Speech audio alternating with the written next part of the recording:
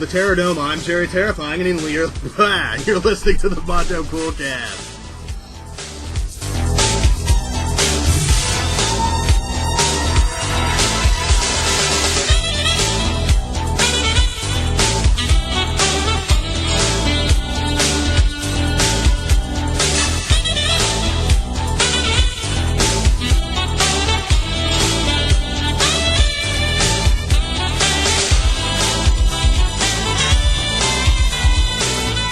Lots of exciting stuff to talk about in this episode of the Mondo Coolcast. Gamescom is going on in Cologne, Germany right now.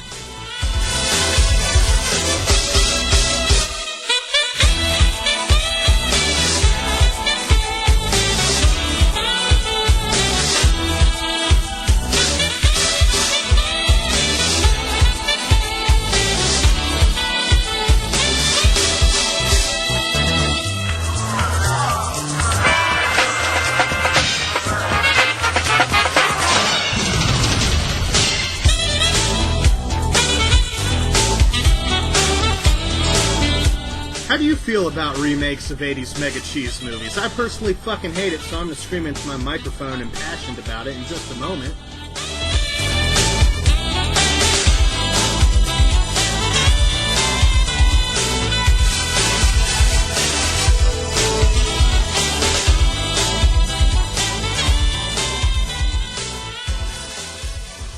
Alright, gentlemen, welcome to some episode of the Mondo Coolcast. Shit if I know the number. Episode 37. There we go. I know the show notes are useful for something. Let's see. The first thing I'm going to go over is what's new on the website. What's new on the website for this week, The Devil Burning added the second part of his series, Sega CD Nightmare, so he goes over some of the hassles of collecting for the Sega CD. Personally, I enjoyed this episode. Dan, coming from his Game Corner, leaves us with a review of, I have no idea how to say this, so I'm going to say Raguy. It's R-A-G-U-Y. Shit if I know how to say that. Check it out, because it does look like an interesting game, and he does a damn fine job reviewing it, so definitely check that out. Mondo Cool fucking review dude Shintai. He reviewed Castlevania, Lords of Shadow. I've heard nothing but great things about this game. So if you're on the fence, hey man, there's a video you can check out about it. I put up a written review this week, yesterday I believe, and it's of a small little FM transmitter that you leech onto the side of your Game Boy Color or Game Boy Pocket. And it's an interesting peripheral. The time it came out might have been useful. You can read a couple paragraphs about it, check out a couple of pictures. Probably going to make a video about it someday. I also have something that's pretty much exactly the same, but for the Game Boy Advance. Got them for $1, so that's why I did something with them. Yeah, man. I love 80s movies, and it kind of pains me to say that because so many people are, at one point were on this trend. It was very fashionable to have a boner for anything that came out of the 80s, and I don't like that. I've always loved these movies from when I was a kid in the 80s and just fucking love this stuff. There's a movie called Fright Night. It's one of those movies that back when the Sci-Fi Channel was spelled correctly and was about science fiction and not whatever the fuck sci-fi is, they played this movie all the time. Fright Night. Now, they're remaking it. It's coming out this weekend, I believe. And it probably has something to do with vampires being extremely popular right now and being the hot fucking thing. Well, there's a couple of reasons why the remake is going to have, just logically, the premise of the movie alone is going to be massively different. In the original, there's this kid named Charlie. He lives in, nice little suburban town, I suppose. And he's trying to get it on with his girlfriend when she slaps him off and he looks out his window in frustration. And he sees two dudes moving a coffin into his house next door. So throughout the movie, he becomes convinced that his new neighbors are vampires. And back in the 80s, man, see, this is something where a lot of the audience isn't going to know what I'm talking about. If you're familiar with Elvira, she used to host horror movies on television. Like Elvira, there were local horror hosts. And here in Dayton, where I'm from, there was a horror host that hosted horror movies for years. And he's always at the big Halloween events, and, you know, was just around, and just this lovable fucking character. His name was Dr. Creep. Sadly, this last year, he passed away, which is a great loss to the, you know, local Dayton fucking Halloween scene. If you love creepy things, man, Dr. Creep was just this really friendly guy. He's always out signing autographs, driving around in his hearse, looking spooky, and just like a real entertaining guy, right? But back in the 70s and 80s, he hosted horror movies on local TV. Believe it or not, your local stations used to have original programming, and a lot of that started going away with the proliferation of cable TV. So right around the times, you know, I was born, and, you know, probably well after most of you guys in your teens and really early 20s, you know, right before you guys were born, this shit was disappearing.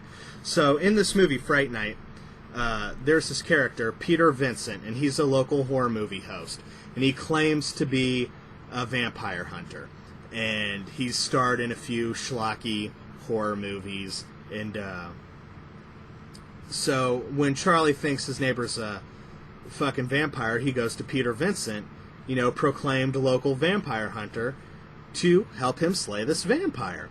And, you know, throughout the movie, eventually, Peter Vincent stops being a pussy. He helps Charlie. They slay the fucking vampire.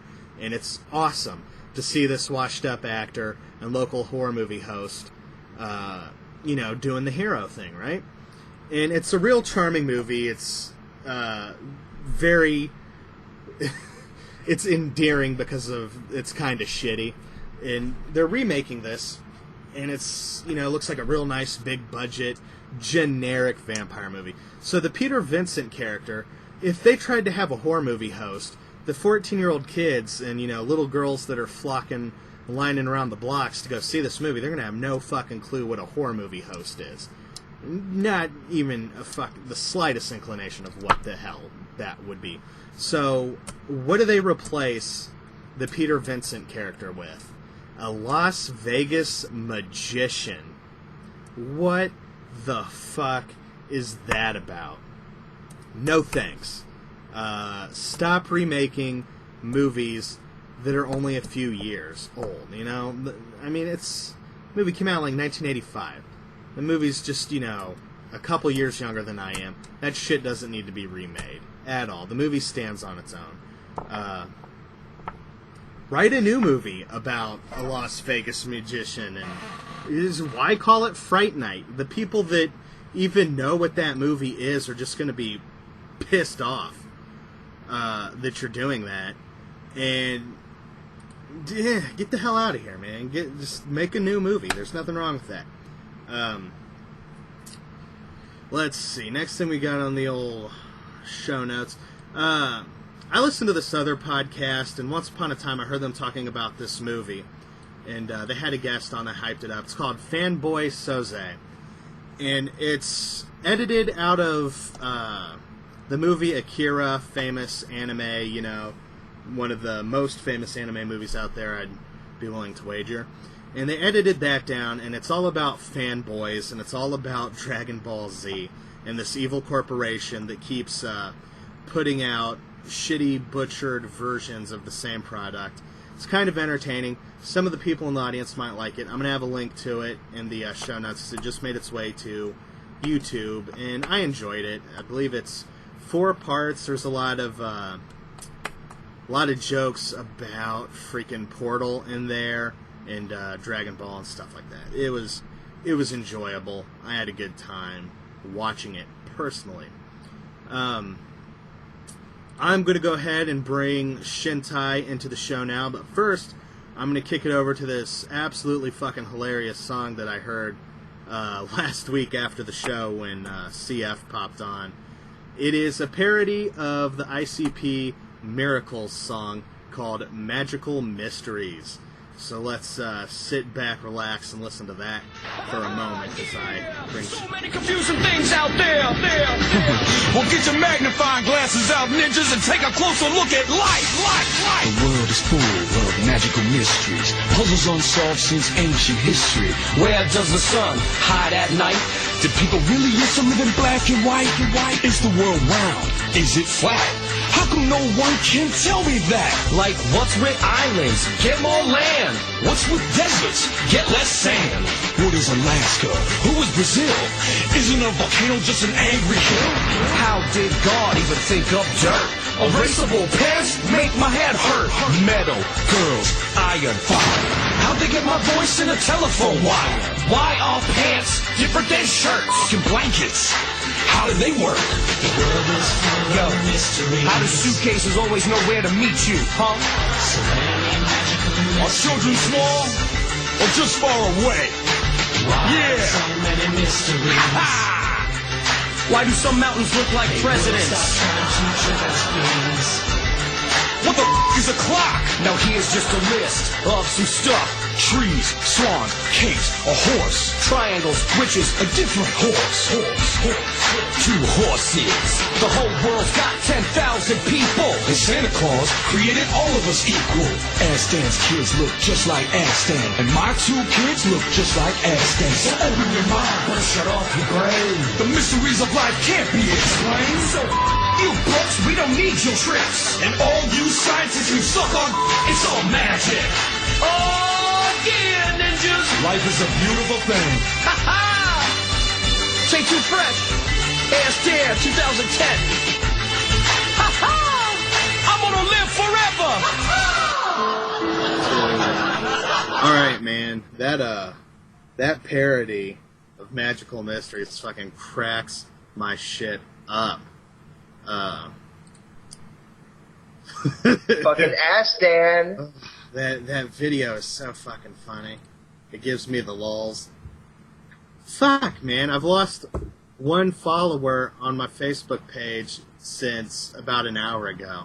Shit pisses me off. Forgot to post another link to it. Hey, man, like I say, good riddance. Yeah, get the fuck out of here. If you don't like cheer, you're a bitch. Whenever I lose a subscriber, I don't swear. I'm just like, man, didn't need him anyways. Fuck. Well, not on YouTube anymore because I've got so many that, you know, it doesn't really matter. But when you got like 89 people and you're like, fuck yeah, 90, finally a nice another round number again, and then they fucking disappear because they're apparently little pricks. Whatever, man. Fuck them. I can get the fuck out of here. Fucking bitches. Fucking never liked you anyway. Piece of shit. Of course, I wouldn't know who it was because fucking Facebook and their real name policy, that shit. Is why I don't like Facebook and I lie and use a fake name. It's fucking stupid. Anyway. Some super exciting 360 news, dude.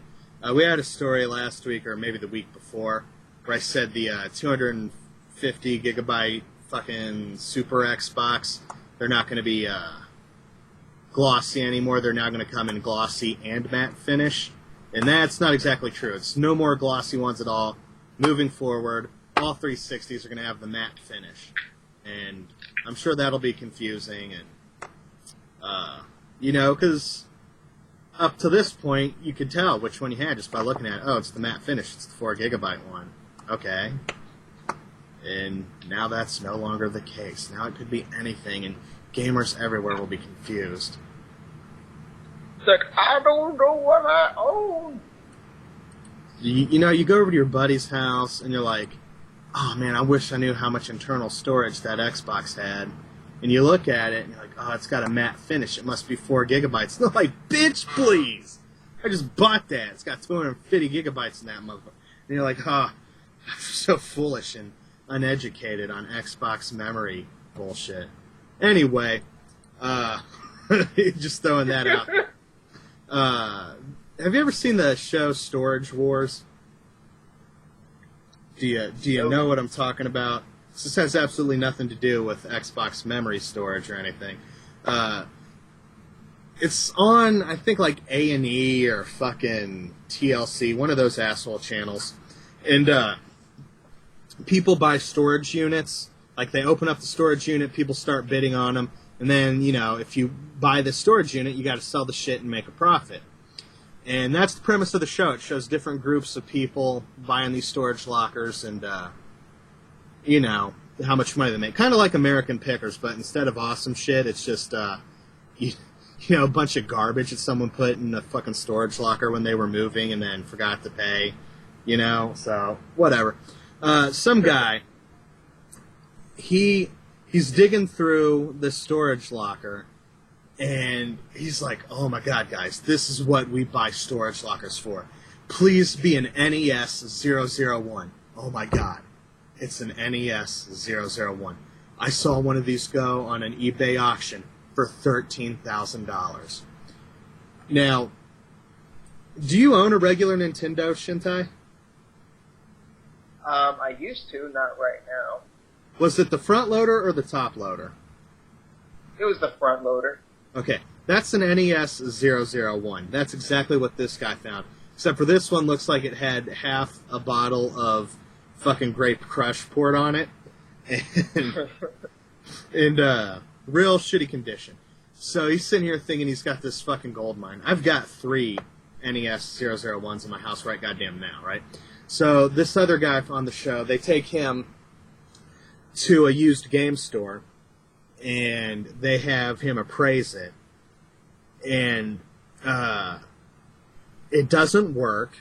It's got like 2 or 3 games that don't fucking matter. And the guy at the game store says, it doesn't work, these games, in this condition, I'll give you about $10. And this guy is hardball. He's like, but I saw it in an auction and it sold for $13,000 and it had 5 games. Okay, do you know what one of those 5 games were? Fucking Stadium Events. Stadium Events sold for $13,000 and someone got a Nintendo with it. That's the auction that he saw. He thought it was the Nintendo 001. It was the big. That was worth all the money. I'm gonna include a link. I've got the it's on A&E. It's here in the link, aetv.com. I'll include the link to this episode. Skip to the 15-minute mark. I'll also put that in the show notes. But skip to the 15-minute mark. Watch that part. And then if you skip a little bit later, towards the end of the episode, you'll see the appraisal. And this guy's just fucking flabbergasted. If you ever wanted to know what flabbergasted looked like, this guy was fucking flabbergasted. And it's pretty funny to see people's, you know, overestimations of what their shit's worth.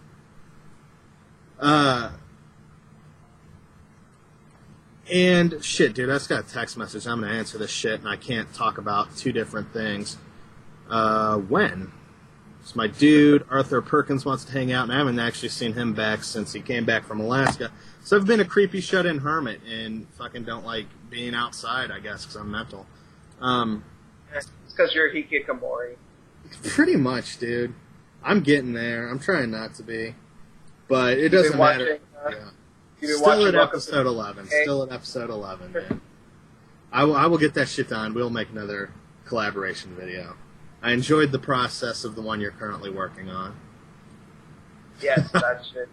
I can talk and not have to worry about anything else. I saw on the internet, on YouTube, there's a drinking game called Sake Bomberman. And they explain the rules and all that shit. And, show notes, check it out. It looks like a fun drinking game. You get a couple of people together, you play Bomberman. If, I don't know, if you die, you take a drink of beer. If you fucking die from this certain attack, you take a fucking shot. And if some special condition happens, you take, you drop the shot glass in the beer and take that, whatever the fuck. Your fucking sake bomb. Sounds like fun. Yeah, drinking game. If you like drinking games and party games, let's see. My friend wants to hang out now, doing live show right now. I guess he doesn't. Sorry for your friend, but Not yet. Yeah, maybe in a couple hours, but whatever. Let's see. New Counter-Strike coming 2012 for the PS3, 360, PC, and Mac. There you go. That's about my level of shit giving. I know Counter-Strike is really popular, but I never played it. My one buddy, the guy that made the Mondo Cool TV theme, actually, the guy that does the vocals, Seth Rock, he is hugely into Counter-Strike for a while. And, let's see, hour or two. Yeah, I don't know, man. I never got into it. It looks kind of boring. I have it on my Xbox for, like, LAN parties and shit. And, it's one of those competitive games, but it's like 2-minute rounds, and, God, I feel sorry for the people that paid full price for that. I don't know. I'm sure, like, isn't the PC version free or something? Like, isn't it a fucking Half-Life 2 mod or something? I don't know. I'm not a Counter-Strike fag. Shit doesn't have enough to... Either. I don't know it's just whatever. Yeah, I don't know jack shit. Some dude was trying to put together a class action lawsuit against Microsoft.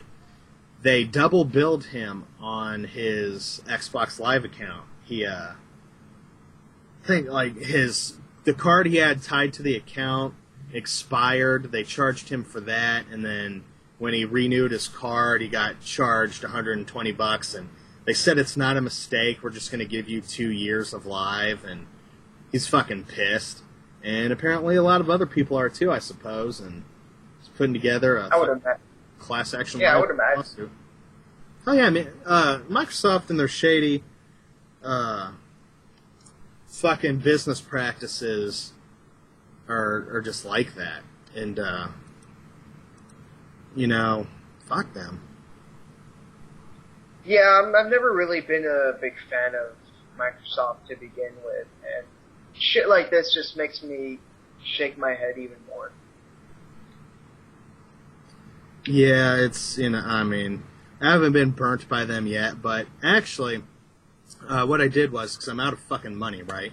I tried to, what was I trying to do, man? I wanted to take my card off my debit card, because I use my debit card for this shit so that it doesn't stack up on my credit card, so I'm just paying for it, right? And that's what I did when I bought a year of Live. In retrospect, I should have just bought one of those fucking cards at the store.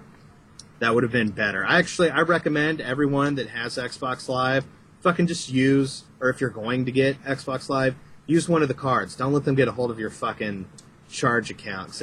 They just want to fuck you. But I was looking through the website thinking that I would be able to delete my account info, and you can't. You have to actually make a phone call. And, What? There's no way on the website to cancel Xbox Live. You have to call customer service. And they're going to talk you out. They're going to try to talk you out of canceling. I'm immune to that bullshit. I have no problem saying no. Let me talk to your boss. Fuck you. No. I have no problem with that shit. And try to get a fucking word in edgewise that ain't what I want to hear. And it's... A lot of people will fall for that. Like, well, you make a good point. I do like being cool and fucking playing the online games like my friends. And, whatever. There should be an option on the website. There should be absolutely no problem anytime, day or night, for me to cancel my account.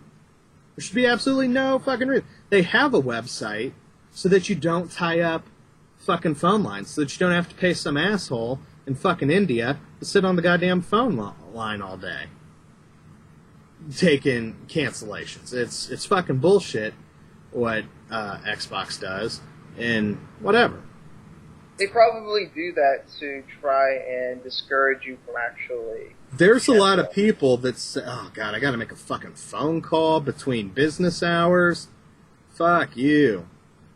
Because back when I was working third shift, I actually had an excuse. It's like, fuck, man, I'm not waking up before 5 so that I can make this fucking hour-long phone call. Then I'm going to be all crabby at work the next day because I'm fucking asshole tired. So there's a lot of people that I'm sure that does work for, that it, discourages. And, Yeah, exactly, which is bullshit. You shouldn't have to deal with that nonsense. it should be an option that you log into the website and erase your card details. I did switch my account. I switched it over to one of my credit card accounts, and so I didn't know when the subscription was going to end. Do you know when I got my notice that it had charged my account? Fucking a week later. They had charged me, and it took a week later for me to get the email.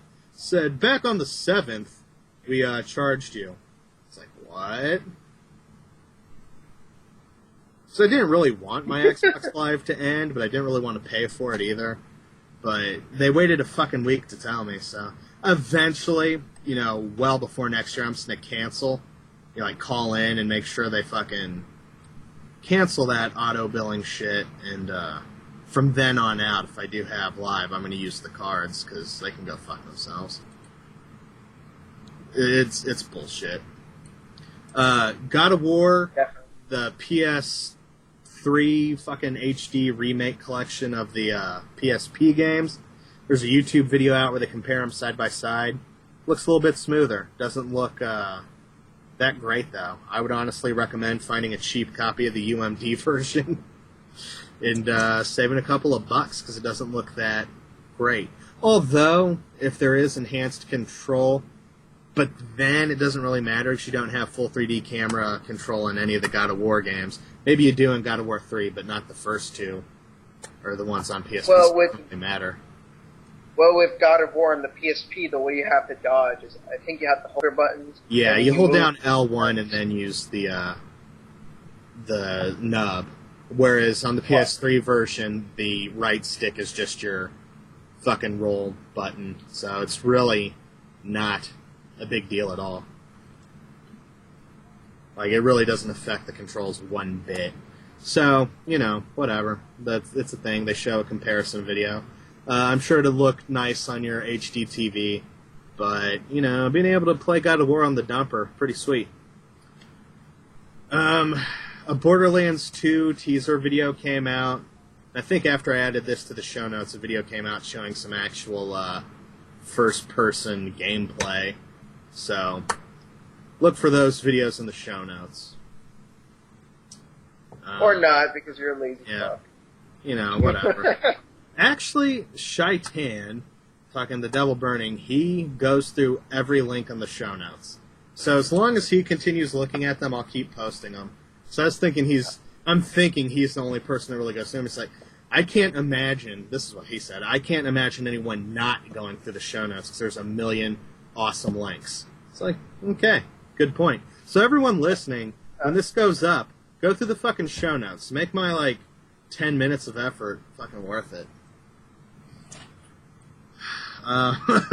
Minecraft Pocket Edition hits the Xperia Play and some Android phones. Cost $7.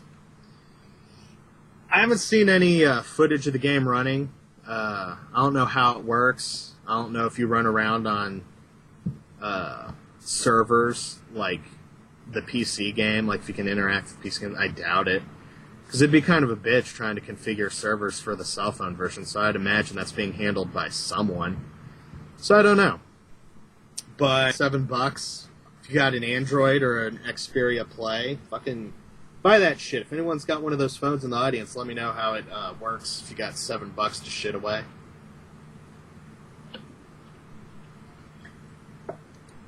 Let's see, what else we got?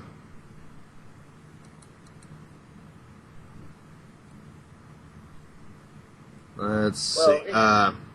Neo Geo Pocket Flash Cart. I would probably pass, because I bet that thing costs more than just buying all the fucking games. Most of them aren't that expensive. Neo Geo Pocket flashcards. Oh, I mean, were there There's any really great games on the Neo Geo There's Pocket? like a 15-game library. The 2 Metal Slugs are really good, and the Sonic game is really good. The fighting games, no thank you. I mean, people like them, but they're just, 8-bit, sort of chibi style fighting games that don't really do it for me personally. They're not bad, but they're just not for me. I don't know. I don't know. But someone put it together, so it's cool for the cool factor. And I've never played a Neo Geo anything, unfortunately. Those things are really expensive and rare. Not the Neo Geo Pocket. The Neo Geo Pocket, you can get one for like $30-$40. But the game library is so small that it's really only for people that, want it. I wanted it because I want to have one of everything. If it exists, I'd love to have one. M15 Granger wants to say that Beast Buster on Neo Geo is really good. I'm talking about the Pocket. Is he talking about the Pocket? He just says on Neo Geo. Okay. I don't know if it's on the There's Pocket. a world of difference between an AES, an MVS, and the Neo Geo Pocket Color. There's like 15 games on the Neo Geo Pocket, and so it's Okay, really... He says it is on the Pocket, and he says it's like if Zelda were to be mixed with Ghostbusters. I've never heard of that game. Guess I'm not familiar with the 15 games. And I don't want to turn around and grab my book and look through it. My book of every game ever. That sounds pretty cool, though. A mix between Zelda and Ghostbusters. I'd play that. Arms Beastbuster 1990. And it's on the go to boot, so yeah, that's pretty cool. Why isn't this thing letting me copy? Ugh. Fuck this chat room. It's only letting me copy like one word, and then it stops at the space. Dark Arms Beastbuster. It's as reliably built as Dixon with Scotch tape. Pretty much. This chat room has its issues, but back when I was looking for copy and pastable Flash chat rooms, it was the best. Dark Arms Beast Buster. Let's see what YouTube has to say about it. God damn. This guy, Vice the Determined, whenever I look up weird games, man, there's this fucking guy, Vice the Determined. That's a good kid. He's got a twin. Twins are spooky. You ever talk to any twins in real life? Fucking spooky. Yeah, I did actually. When I was younger, I had my best friend when he moved into this apartment complex, and he made a bunch of new friends there. I would always go over there, at least like once or twice a month, and I'd hang out with him and his other friends, and they happened to be, a couple of twins. And I didn't really even notice that they were twins at first, because I was a kid, I was just focused more on playing fucking Nintendo 64 and shit. But I noticed it, and I was like, oh, hey, you two are twins. And they're like, yeah. And my friend was like, oh, the only way I can tell the difference because of their teeth. Because, we're still kids, so, like, one of them had, like, missing teeth still.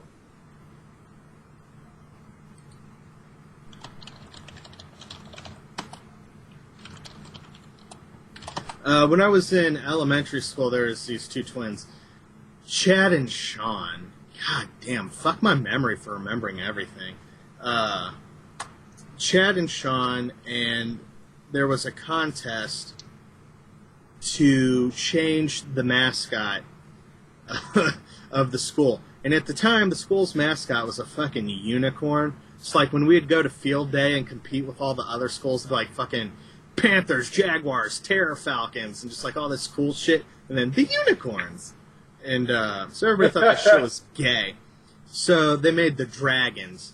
And they had like this big badass dragon like fucking crawling around the first letter in the name of my elementary school, right? And it looked totally fucking badass. And, so, it didn't win. They chose something totally fucking gay. The Wright brothers were from Dayton, fucking invented planes. So the, whatever, name of my school, Flyers, and then it was a picture of a biplane, won, because the adults decided that was better than the Dragons. And everyone was fucking pissed that, the fucking Flyers is what won. And, so, I remember one of my teachers that was in the 3rd grade, then I went to a different elementary school for the, 5th grade, and they happened to be on the same plot of land, like they just opened up this adjoined building and made it into a spin-off elementary school, I suppose. So, since it was the first year of being open for regular elementary schooldom, we were having another contest. Draw your shit and, fucking, for the mascot, right? And the teacher's like, oh, we don't need another blank school Dragons incident. And I always remember that, like, wow, those teachers really hated the Dragons. So flash forward to when I'm in high school, we get our own minor league baseball team, the Dayton Dragons.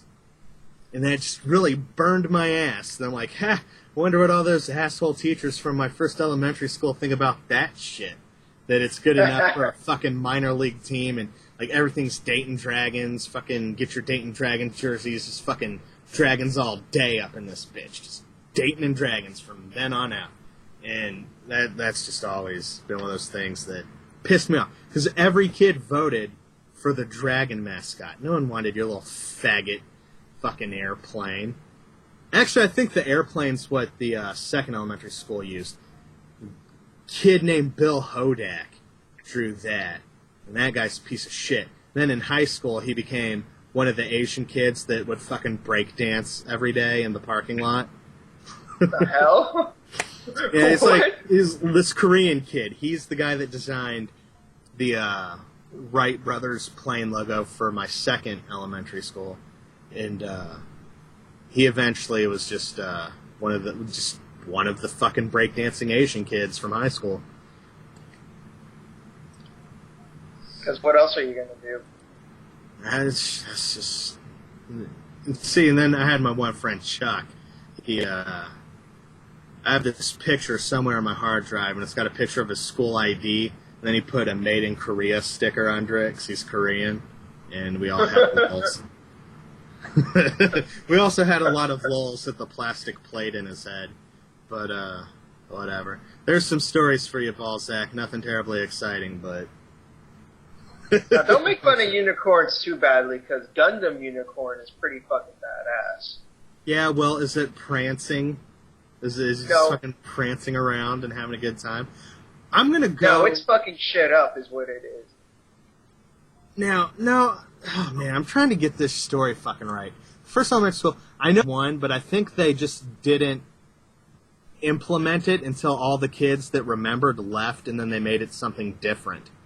Because fuck it, man, I live down the street from that school. I'll just drive by and look and see what the fuck they got going on there.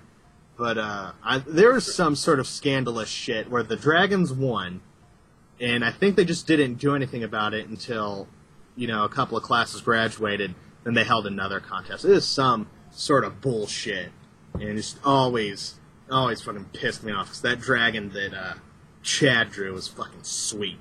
Well, Sean or Shad, one of the fucking twins, I don't know. Anyway, PlayStation 3 got a price drop. The 320 gigabyte PS3 loaded with the infamous 2 comes with that shit is $299, and the 160 gigabyte PS3 is down to $250. So there's some price drops if you haven't made the plunge into Sony land. Fucking go for it. PlayStations are sweet. That 320 gigabyte with Infamous 2, that's a pretty sweet deal. For $299? That's not bad. Infamous is a pretty good game, man. The first Infamous, I really enjoyed it. I haven't played the second one yet, but a friend of mine says it's pretty much more of the same, just, more polished and done better. So, that's good in my book. Let's see. Yeah, man, for another $50, getting the 320 gigabyte hard drive, that's worth it. Yeah, and you get, I mean, I could pretty probably decent. price out some hard drives, because is there a limit on how big of a hard drive you can throw? Because you can throw in any 2.5 SATA drive in there. Yeah, I would imagine you could probably fit maybe a terabyte even. I'm not really sure, though. I know people have at least put 500 gigabytes in there, and I remember at one point Sony advised against going higher than that, I believe. I think, don't quote me on that, that's a possibility. I think Sony cautioned you against putting in bigger drives over a certain size, and I think that was 500 gigabytes. But that was, a couple of firmwares ago.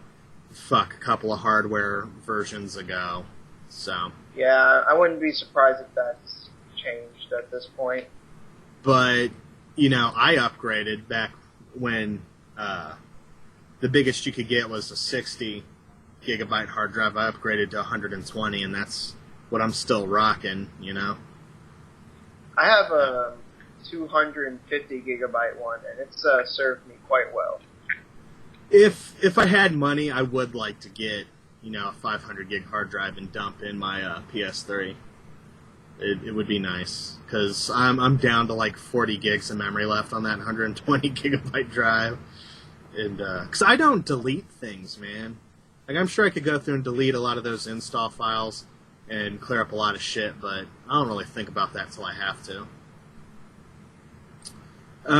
Let's see. Straight from the offices of What the Fuck 4, there's a Wii design, and it's coming to Europe only, I believe. And this Wii design is removing GameCube support, and it's designed to lay flat, even though the pictures I saw looked exactly the same as a standard Wii. I don't know. I would assume they took out the controller ports, but there's so many Wii games that let you use controllers. Like, why does this exist? No fucking clue. Is it, like, massively price reduced? Why would they waste time? Those things are pretty cheap to make already. Why would they waste time even paying a guy to design a new one and start manufacturing a new thing? I don't know. Fuck if I know. Yeah, it doesn't really seem to make any sense. I got a little bit of audio to play. I decided I'm just going to play the fucking audio instead of talking about it. Some dude at some trade show is talking about PlayStation Vita and its apps and what you can do with the apps and all the sweet features you can fucking do with your little PlayStation Vita friends. You can go out and buy scarves and Buddy Holly glasses and fucking smile and play PlayStation Vita drinking coffee and using fucking apps. Have you ever... That's what they show in all these marketing materials. Let's have someone in a New York high-rise apartment with a beautiful skyline, and it's diverse as fuck. There's like an Asian girl, a white guy, a black dude, and they're just like smiling with some coffee and real nice clothes. I'm like, oh god, fucking PlayStation. And they're just like cheesing as hard as they can. And it's just like, what? Those people don't play video games. Those people are too busy going to circle jerks. Whatever, I got some fucking audio about some PlayStation. I want to share with you some of the social applications that will be available on PlayStation Vita. Near is a feature that enables you to find out what your friends in the same area are playing right now or what they've played recently. Simply by sharing your game information, you can meet your friends and new players regardless of what games they are playing. Party enables you to enjoy voice chat or text chat with your friends, not only while you play online, but also when you're playing different games or using different applications, such as the internet browser. Live Area is another interactive portal that enables you to connect to your contacts and the content that you care about. You can check the latest news, receive the latest gaming updates from your friends, and then comment back on what your friends have said. constant interaction available via Live Area takes the social aspect of Vita to a different level. With PlayStation Vita's Social Essentials, you can access your preferred social media. Whether you want to keep up to date with your friends on Facebook and Twitter, call them via Skype, or check into your favorite places on Foursquare, Vita is packed with powerful social media capabilities. Fully optimized for use on Vita, Social Essentials offer a closer link between your gaming and your friends than ever before. For the serious competitor, we also offer a trophy application that allows you to store and track all of your trophies won on both Vita and PS3. Trophy wins are uploaded to PSN so that you can compare your trophies with those of your friends and also view your PS3 trophies. All Vita games will be available on the PlayStation Store, as well as those PSP games currently available for download. PlayStation Vita also enables messages to be sent to multiple users on PlayStation Network via the group messaging app. And you can also get updates on your friends' latest gaming status via friends profiles. The Internet browser allows you to enjoy web browsing experiences wherever you are, anywhere, anytime. So as you can see, Vita has some innovative and remarkable applications. And with 3G, gamers will be able to enjoy an always connected experience. Social connectivity designed for gamers makes Vita a portal that expands your gaming experience in meaningful ways. Stay constantly connected to your PlayStation Life. Keep up to date with all the latest gaming news. Never lose touch with your friends. Real-time gaming. Discovering and sharing new experiences based on your location. All of this functionality adds a social dimension to portable gaming. Man, that dude certainly talked about some fucking PlayStation apps. I watched this shit like 3 or 4 days ago. I don't know what the fuck he's talking about. But, there's like one thing where if you're near your friends, you can fucking do this feature, and I don't know. Ballsack's actually asking an interesting question that I would like to take upon myself to squawk about right now. Next Gen DB / Classic Lead episode is coming out tomorrow. Do you think they will announce a separation? I hope they do, but I kind of doubt it. I hope they do, but I want to see what their response is to the email segment. I really hope that GNDB continue with their own show, doing cool things that Gooch and the Douchebag do. Even when Gooch and the Douchebag toned their show down and stopped cussing, it's still a little more out of control and wild than Classic Leak can handle. You know, like, Tony, great guy, but he's a little straight-laced, you know, just not all about dick jokes and, you know, being a dick. So it's just, they're different shows for different reasons. And I want to see what their response is. I hope they decide to separate the shows. But I definitely want to see how they read those emails. Really want to see what their reaction is. Because I'm betting that everyone that commented on it is like, what? Fuck this. And I bet the people that don't are only people that either just listen to Classic Lee and or people that are listening on fucking Glitched Out and don't know either show well enough. We at Mondo Coolcast just want to say that we promote all sorts of jokes and comedy concerning dicks. You know, ever since I met Alex on old Skype, thanks to Gooch and the Douchebag, actually, it's just been nothing but a dick train. Just dicks all day. The actual train itself is a giant dick. The train tracks many, many long, narrow dicks. And God, dick wheels. These guys would get it if they were ever around for any D&D night.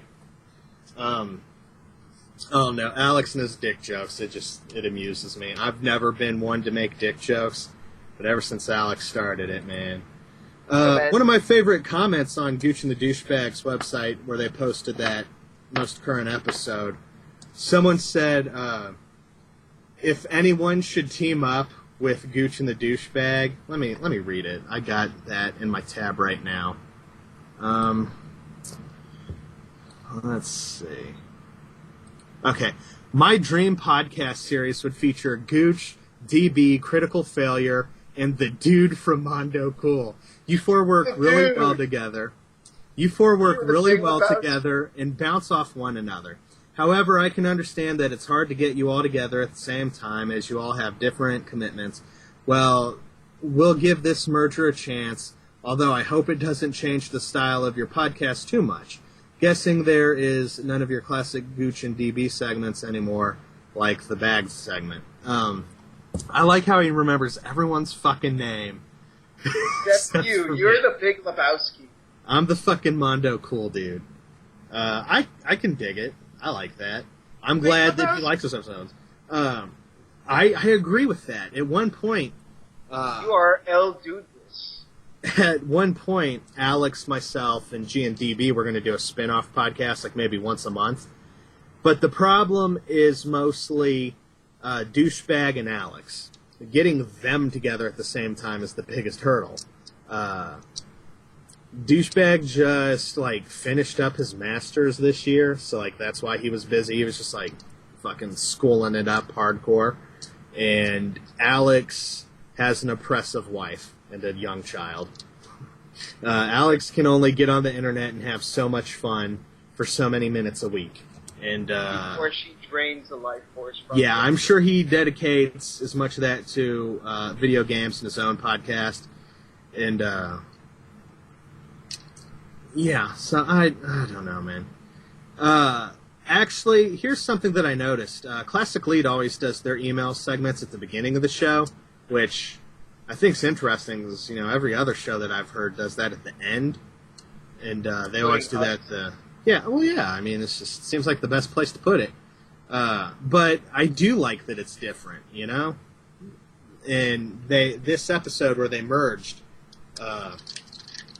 they did it at the end instead of the beginning. They didn't call it bagged, but the placement did change to be a little more gooch-baggy. Gooch-baggy.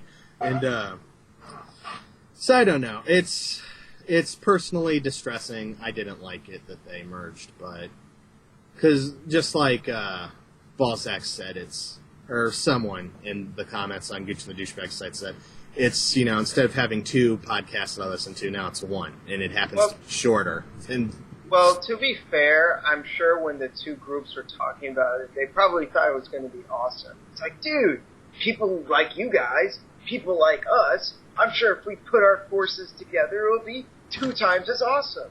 But unfortunately, it doesn't always work out that way. Again, I haven't listened to it, so I can't really judge myself. But I'm just saying. It definitely felt like an episode of Classic Lead and Gooch and the Douchebag were there. That's what it felt like to me. Listen to it, Shintai. Listen to it. I gave it a shot. I didn't have a bad time, but it just feels like another episode of Classic Lead and Gooch and the Douchebag were there. So it just, feels like they were... It didn't feel like a Gooch and the Douchebag episode by any stretch of the imagination. And that sucks, because Gooch and the Douchebag were my favorite podcast. That's how I met Alex. That's, by meeting Alex, that's how I met you. I know you from Critical Failures forums. And, shit, that's how I found out about Classic Lead, I believe, from fucking Alex. So I don't know, man. It is what it is. Hopefully they separate. That's my opinion. If it continues, I mean, there's really nothing that can be said or done about it. So, it will. Let's see. Let's look at some show notes. The billionaire dude that founded PayPal has donated a shitload of money to build giant floating sovereign nations in the middle of international waters. The connection to video games that everyone's making. One of the things that Kotaku does is whenever there's a news segment or a real-life thing that happens, they bend over backwards finding a video game connection and then post it. and they're talking about Rapture from BioShock. And they're like one step closer to a real-life Rapture. And that's what you're talking about. So this guy is trying to build some fucking giant floating fortress nation out in the middle of the ocean in international waters where they're free from the bureaucratic bullshit where, let's say they do start this wonderful society, give it about 50 years and it'll be mired in bureaucracy and bullshit, and they'll figure out that you need police, and having a country that's basically filled with billionaire meth addicts probably not going to run as smooth as they hope, because it's going to cost a lot of money to live out there. And do you really think these billionaires are going to want to farm their own fucking food? Or are they just going to boat in all their food and water? It's a lot of realistic fucking issues. And, you can't just say, well, I'm rich, fuck it, I'm going to go live somewhere where the law don't exist. Because, seriously, you're going to have a lot of fucking mechanics, you're going to have a lot of maintenance people doing shit jobs out there. And, these rich people trying to get away, they're not going to be able to get away from those people, so there's going to be, like, blue-collar dudes living there, bringing their fucking real-life problems. So, good luck. I'll have a link to the Daily Mail fucking link I got that from. So you got a video, first look at Resistance for the PlayStation Vita. Looks pretty smooth. Lots of nice dual-stick action going on in there. Let's see. What else we got? Kojima tweeted a picture. Does it mean that Zone of the Enders is coming to the 3DS? And, this is another fucking dig at the 3DS. I know it's going to eventually be a successful thing, just because Nintendo and their fucking handheld luck. 3DS, I really can't get over this. 3DS is all about having 3D games. And do you know what made 3D games work? 2 fucking analog sticks. Jesus Christ, I can't nail that home any harder. And, it just makes me want to cringe. That Zone of the Enders 1 and 2 are some of my favorite action games. They're so fast and fun to play, and I'm really glad that they're coming out in HD, because especially the second game, not a whole lot of people were able to play the games, but they were really good. I'm a huge fan of the series, even though there's only 2 games. And for fucking almost a decade now, we've been begging for a third game. And now is when we get it on the fucking 3DS of all things. What's the point of re-releasing 1 and 2 for the PS3, and I believe the 360 as well, if you're gonna release the next fucking game on a completely unrelated console? It's not even a fucking console! It's a handheld! What? Fuck you! What are you doing, man? A lot of the comments I was reading, people were bashing, this decision. A lot of people are saying, it's just more 3DS hate. Everybody hates the 3DS. And a lot of people are arguing that, no, it's just handheld hate. It's a series that was on, home consoles, and then it's moving to the handheld market, which that does seem shitty. Having some nice, big, fucking visuals on your nice, big, shiny HD TV.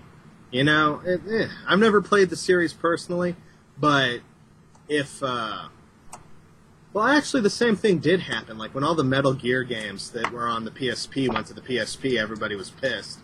Everybody's like, how can I play this game on my PlayStation? How can I play this game on my PS3? And,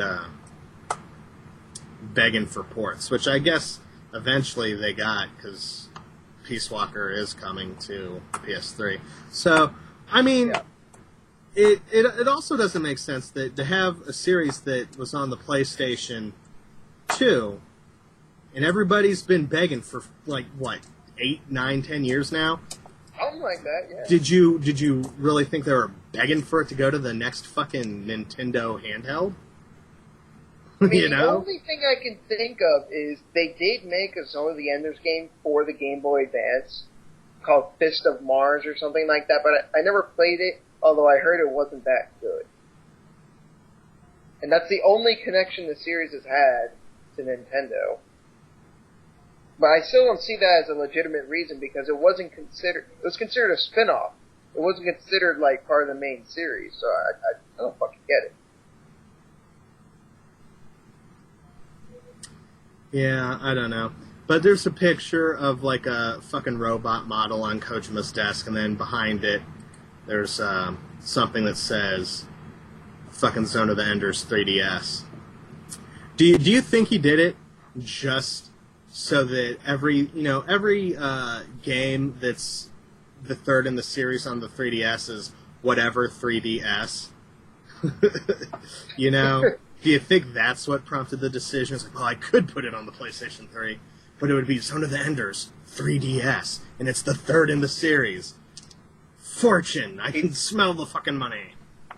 He did that with Metal Gear 3. Yeah, but Metal Gear Solid 3 was already on fucking PlayStation 2. And it's also coming to the PS3. Fucking Honestly, man, who knows? Maybe it'll be coming to every console. Who knows? Hey, dude, wouldn't it have been awesome if Metal Gear 1 was on PS1, Metal Gear 2 was on PS2, and then Metal Gear 3 was released on PS3? That would have been kind of cool. Kind of. Originally, Kojima did want Metal Gear Solid 3 to be on the PS3. They just didn't come out soon enough, so they went ahead with the PS2 version. That's something I read in an interview once. Anyway, that's shitty for Zone of the Enders fans. Let's see. Next thing, the Nintendo Selects line of $20 games is getting a couple of more games. Super Mario Galaxy, Super Paper Mario, Mario Strikers, Charged, and Punch-Out! Are all going to be $20 and have that different packaging. So that's a thing that exists. Certainly does. You know, it's... Exist, I mean. Well, you know... Oh, dude. I really don't care about that Punch-Out game. Or Mario Soccer. Really I mean, I like the art style of Punch-Out, but the game doesn't seem very fun to play. Yeah. Speaking of things that don't seem like they're fun to play, Ninja Gaiden 3 is going to have move support. Oh, you don't like Ninja Gaiden? Move support. That doesn't sound like fun. That's what I'm talking about. Ninja Gaiden on the Nintendo is one of my favorite games. It's in my top 5. What about on the Xbox and PS3? Have not played the Xbox versions. I have played Ninja Gaiden Sigma. Yeah, and I got stuck somewhere, but I was having fun up until I got stuck.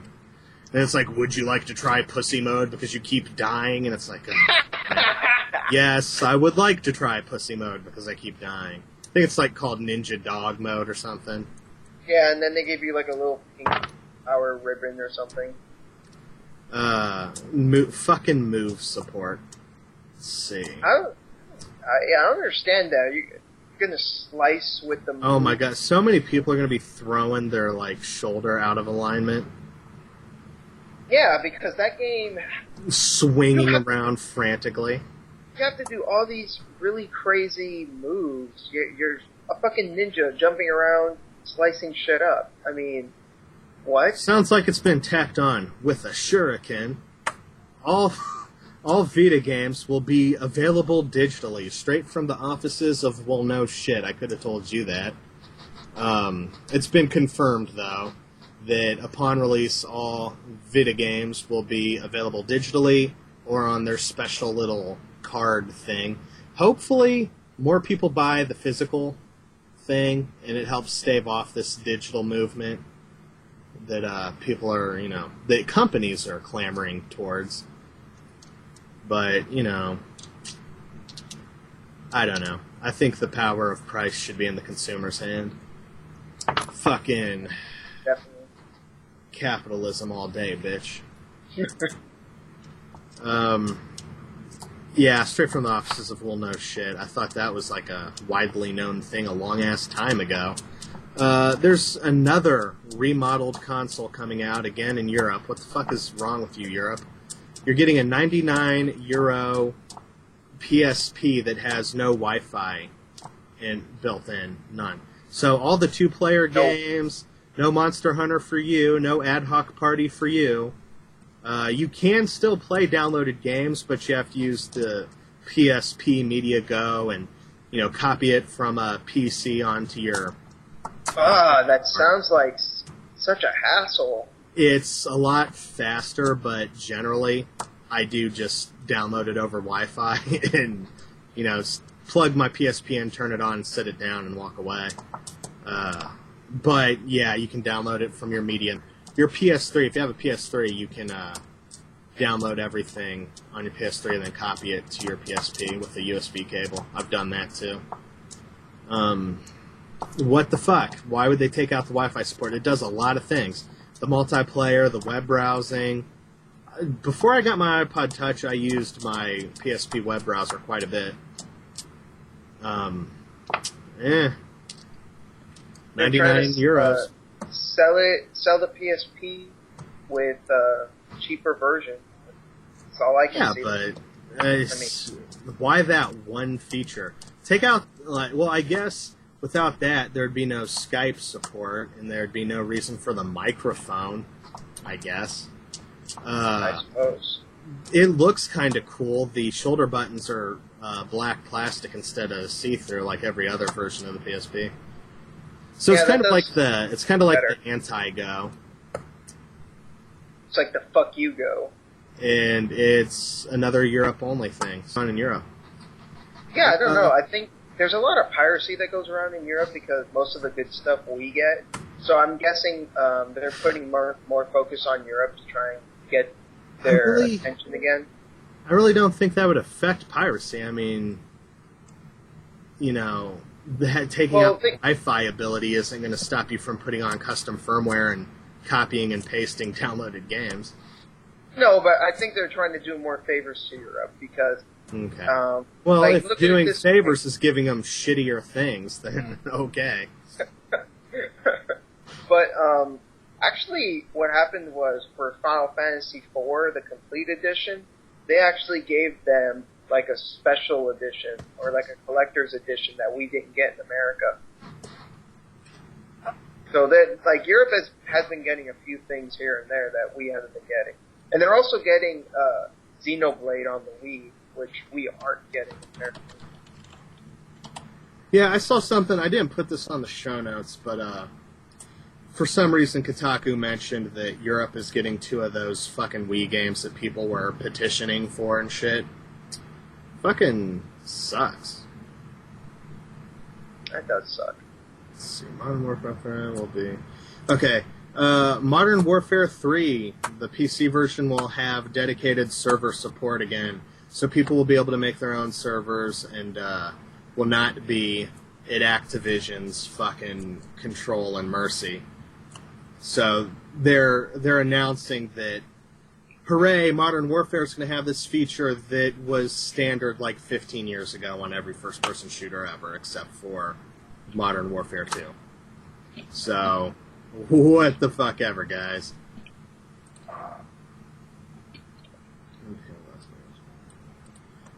Sweet. Yeah, don't really give a shit. Just think it's funny that they're hyped up about them adding a feature that they just removed in the last installment of the series. Last week I was talking about what's that game where you dig boxes? Minecraft? Yeah. You dig boxes. That's what the fuck you do. You dig and you stack boxes.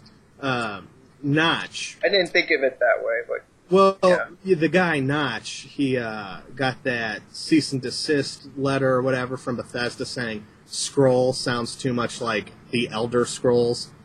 And, it totally fucking doesn't. No, it doesn't. And Notch has sent them a challenge. He wants to settle it out of court with a Quake 3 match. 3 versus 3, 20-minute matches. Each side chooses a map. They randomize the order they go on the maps. Highest frag count wins. If Notch's team wins, they get to call the game Scrolls. If Bethesda wins, they change the name to something else that doesn't piss off Bethesda so much. And there's a link to Notch's blog, and you can check that out in the notes and read it in his own words, and he says he's serious. And I think that's fucking awesome. Right. If Bethesda has the balls to... Bethesda probably won't bother, Obviously. but that is fucking awesome. Wouldn't it be fucking cool, though, if they did? It'd be awesome. That would be awesome. That would be so fucking cool. So, I mean, If Bethesda actually went with that. That's all they have to do is find 3 world-class Quake players and save a shitload of money in fucking court time. I mean, I want to see a video of that shit. I want to make sure that shit gets recorded and we get to watch it. Oh, it would. There'd be no way in hell that doesn't. I would watch that shit with some popcorn to my side. Be like, fuck yeah, a Pepsi. Or a Coke, whatever. Yeah, get the fuck out of here with your Pepsi. Fucking turd juice. I can go either way. I don't really care. Same shit. God. Hell no. Coke's so much sweeter. Whatever, dude. I really don't give a shit. So much sweeter. So much Sonic... sweeter, dude. Can't handle this fucking sweetness. I'm gonna put on my fucking scarf and Buddy Holly glasses. I'm gonna make a cup of espresso. Anyway, last thing on the show notes. Saw a really sweet Sonic Generations trailer, and it kind of reminds me of Sonic Unleashed, but instead of switching over to that faggot werehog, you switch over to the original Sonic and then play a better game. And that's the only reason I wanted to talk about it, just to say that. 'Cause that's what the trailer looks like. Looks like you're playing the new style fucking... You know, the part of the game where everyone's like, oh man, Sonic Unleashed would be cool if they got rid of that and just kept the good part. Well, it looks like that good part, and then you get to switch over to an even better version of Sonic and play a better game. And that looks mega sweet. I want to check out Sonic Generations when it comes out. But it's really got me wondering, what the fuck happened to Sonic 4? Has anyone heard anything about that? Is it going to exist? I have no clue. I wouldn't be surprised if they just drop it. Yeah, I mean, I don't know. I don't know. Yeah, I have no clue. No fucking opinion, dude. No. I never played it, so I can't really comment. Yeah, I played a demo, and it was just weird. I don't even play the demo, I don't, honestly. I played the Sonic Generations demo. That was pretty fun. I enjoyed that. Yeah, it looked kind of shitty on the PS3 version. It just didn't look really polished, but I understand it was early code. And I'm gonna kick it over to some music. We're done with the show. My friend's about to come over. After the music, would you like to engage in some post-show bullshitting until my dude gets here? I am always down for bullshitting. Post-show bullshitting is the best. That's when I get to say what I really think about all these douchebags, because it's not being recorded. Hey, calm down, Superman's tiny dog. It's okay if you like Dr. Pepper. Dr. Pepper is fucking sick. It is the nastiest fucking beverage next to the iced tea that I drank when I was in jail. The 2 most unpleasant fluids I've ever had in my face, the iced tea when I was in jail, and fucking Dr. Pepper. Barf. That shit is gross. Fucking sick. I'm gonna play a goddamn mommy song, because it makes me laugh. Oh wait, yeah, before we go into the post-show bullshit, I just wanted to make this quick little suggestion. When I got Mass Effect, I had messed up with the code that they give you, and I put it into an account that wouldn't allow me to download it, which was bullshit, and it was my fault, but still, it was bullshit that I had a copy of the code that was legit, and I wasn't getting my shit. So I called up EA, and... So wait. You entered the code wrong, and then it fucked you? No. See, I have the account that I normally use, the Shintai account, but that account has had too many PS3s connected to it, because... okay, I get your problem. Like, when you download movies from the Sony store or whatever, when my original PS3 died, it won't let me download any of the movies that I bought previously. This is well before Netflix, too. So, like, I bought a couple of episodes of Futurama for, like, the $2 or $3, and just to test the service out. But I can't download them on my PS3. I can download them on my PSP still, because it's the same PSP. But it gives me this bullshit about, the activation thing. And I just, like, is it really worth calling the Sony helpline to sort that shit out? And so, okay, I know what you're talking about. Right. So instead what I do is I use a different account for stuff that I want to download. But I wasn't thinking at the time I put the code in that account. I was like, fuck, I shouldn't have done that. So I just call up EA. And believe it or not, they were very lax about it and didn't really ask for much in terms of whether I was lying to them or not. And they pretty easily just gave me a new code. So I recommend, if you get Dragon Age or something, actually I don't recommend that. Get the Ultimate Edition because everything's on disc for that. But I'm just saying in general, in the future, if you get a download code for a used game and the code doesn't work, call them up. They may be like, alright, here, have a new code. Just saying, give it a shot. You may come out lucky.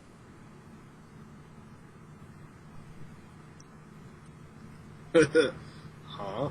See, my friends love them to death, but goddamn, they don't make a lick of sense when it comes to writing words. Just seen a lol rain. What? The A fuck's lol? an L? I think he meant a lot of rain. No, okay, he corrected himself. L-I-L, a little rain. Okay, whatever. Whatever. Oh man, I wish I still had this saved. My friend Anthony. Now this motherfucker, he cannot read or Look write. at that rate. It's so low. I'm going to type this into the chat room. It's going to take a few seconds for everyone to catch up. But, check this out, Shintai. Look what I just typed into the chat room. Tell me what you think that is. Be safer? Besefer. Now, what do you think that means? I have no clue. But except for. I had to explain to that motherfucker that that's 3 different words. And that those 3 fucking words in combination, in that order, have a meaning. He thought there was a word that just meant but except for, and that word was besefer.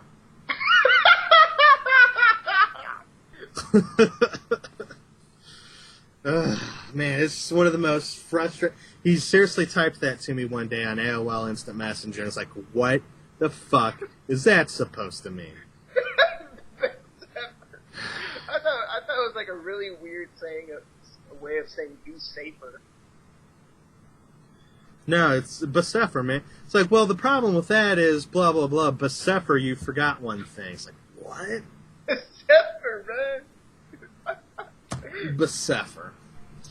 So, my dude's almost here, so I'm going to kick it over to some music, and then I'll talk to Shintai till he says he's out front. I'll tell Balzac my thrilling jail story. It's nothing too amazing.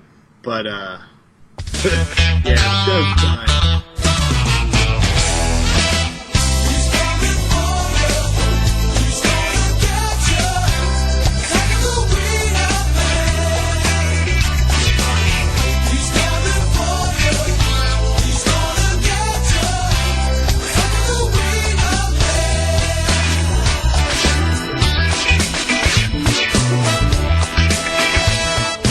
Late at night when the bars are closing, the alcohol takes its toll.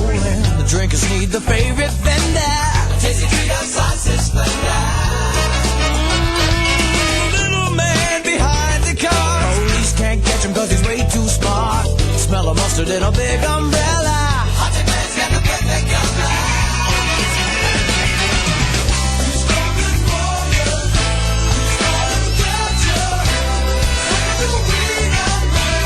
Oh, wiener man. He's coming for you. Oh, you baby. He's gonna get you. Like a wiener man. I got a wiener for you, baby.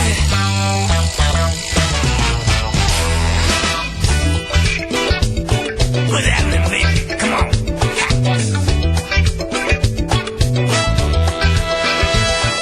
He waits all patient out in the street. The honeys want to sample the meat. He can't help but relish the fact the footlong keeps you coming back. Once you're feeling safe and cool,